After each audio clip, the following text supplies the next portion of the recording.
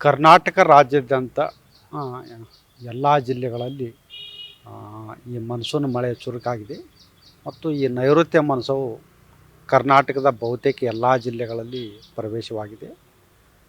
June 8ರಿಂದ June 12ರವರೆಗೆ ಕರ್ನಾಟಕದ ಕರಾವಳಿ ಜಿಲ್ಲೆಗಳಲ್ಲಿ ವ್ಯಾಪಕವಾಗಿ ಮಳೆಯಾಗುವ ಸಾಧ್ಯತೆಗಳದಾವು.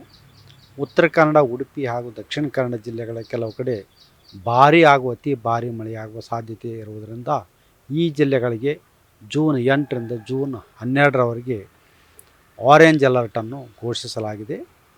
ಉತ್ತರ ಒಳನಾಡು ಹಾಗೂ ದಕ್ಷಿಣ ಒಳನಾಡಿನ ಎಲ್ಲ ಜಿಲ್ಲೆಗಳಲ್ಲಿ ಹಲವು ಕಡೆ ಅಂದರೆ 75% ಪ್ರದೇಶಗಳಲ್ಲಿ ಜೂನ್ 8ರಿಂದ ಜೂನ್ 12ರವರೆಗೆ ಮಳೆಯಾಗುವ ಸಾಧ್ಯತೆಗಳದಾವು. ಮತ್ತು ಬೆಳಗಾವಿ, ಶಿವಮೊಗ್ಗ, ಚಿಕ್ಕಮಗಳೂರು, ಹಾಸನ, ಕೊಡಗು ಜಿಲ್ಲೆಗಳ ಕೆಲವು ಕಡೆ ಭಾರೀ ಹಾಗೂ ಅತಿ ಭಾರೀ ಮಳೆಯಾಗುವ ಸಾಧ್ಯತೆ ಇರುವುದರಿಂದ ಈ ಜಿಲ್ಲೆಗಳಿಗೆ ಈ 5 ದಿನಗಳವರೆಗೆ ಆರೆಂಜ್ ಅಲರ್ಟನ್ನು ಕೂಡ ಘೋಷಿಸಲಾಗಿದೆ. ಧಾರವಾಡ, ಹಾವೇರಿ, ಗದಗ, ಮೈಸೂರು, ಚಾಮರಾಜನಗರ ಜಿಲ್ಲೆಗಳ ಕೆಲವು ಕಡೆ ಭಾರೀ ಮಳೆಯಾಗುವ ಸಾಧ್ಯತೆ ಇರುವುದರಿಂದ ಯೆಲ್ಲೋ ಅಲರ್ಟನ್ನು ಕೊಡಲಾಗಿದೆ.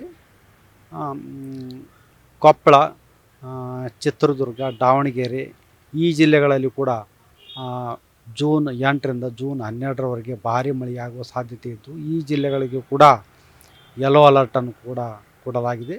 ಉಳಿದ ಜಿಲ್ಲೆಗಳಲ್ಲಿ ಹಗುರದಿಂದ ಸಾಧಾರಣವಾಗಿ ಮಳೆಯಾಗುವ ಸಾಧ್ಯತೆಗಳದಾವು. ಮತ್ತು ಮಳೆಯ ಜೊತೆಗೆ ಗುಡುಗು ಮಿಂಚು ಇರಲಿದ್ದು ಅದರ ಜೊತೆಗೆ ಗಾಳಿಯ ವೇಗವು ಪ್ರತಿ ಗಂಟೆಗೆ 40ರಿಂದ 50 ಕಿಲೋಮೀಟರ್ ಇರುವ ಸಾಧ್ಯತೆಗಳದಾವು. ಮತ್ತು ಪೂರ್ವ ಅರಬ್ಬಿ ಸಮುದ್ರದಲ್ಲಿ ಗಾಳಿಯ ವೇಗ ಜಾಸ್ತಿ ಇರುವುದರಿಂದ ಮೀನುಗಾರರು ಸಮುದ್ರಕ್ಕೆ ಇಳಿಯಬಾರದೆಂದು ಕೂಡ ಎಚ್ಚರಿಸಲಾಗಿದೆ.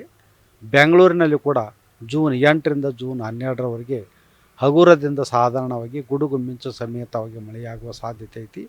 ಕೆಲವೊಮ್ಮೆ ಮಳೆಯ ಜೊತೆಗೆ ಗಾಳಿಯ ವೇಗ ಪ್ರತಿ ಗಂಟೆಗೆ 40ರಿಂದ 50 ಕಿಲೋಮೀಟರ್ ಇರುವ ಸಾಧ್ಯತೆಗಳದಾವು.